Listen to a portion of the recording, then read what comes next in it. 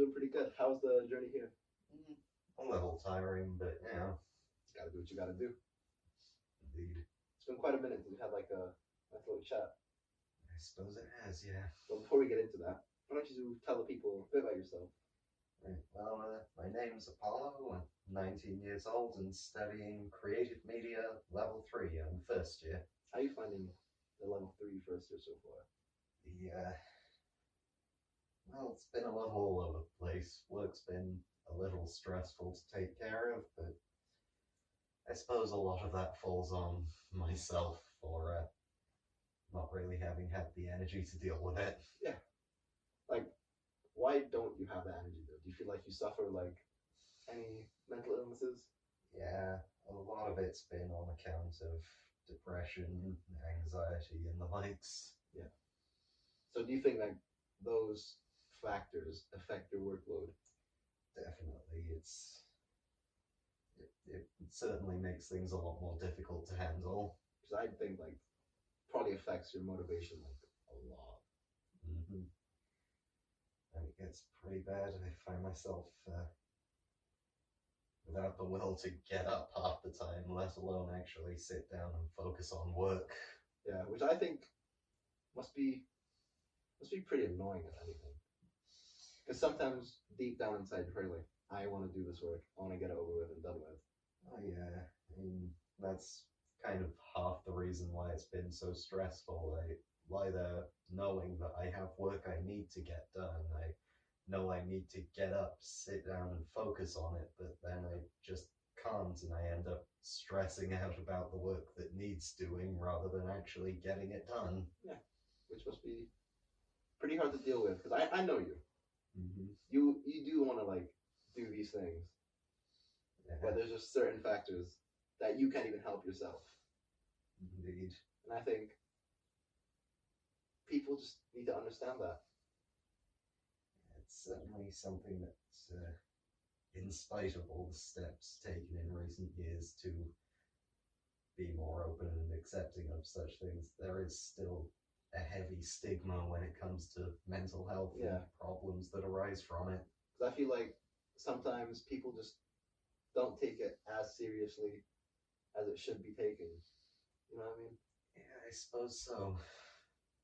Because like people get affected by it in different ways, Mm-hmm. and people just seem to think that there's only one way to go about it, Mm. and you can change that. When really it takes multiple steps, years even, to make one kind of like little change.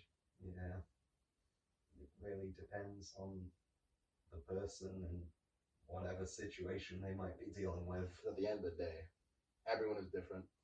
Everyone goes about things differently. Mm-hmm. So you support people as much as you can. I mean, above all that, would you think that it like affects you in your daily life?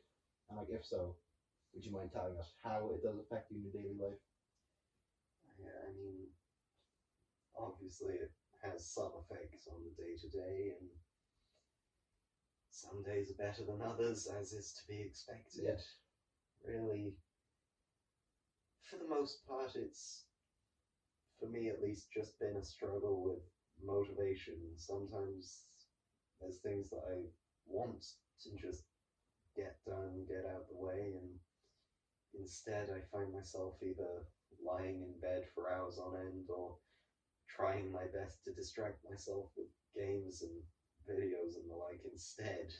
Because wouldn't like a lot of it be trying to distract yourself from things that are going on?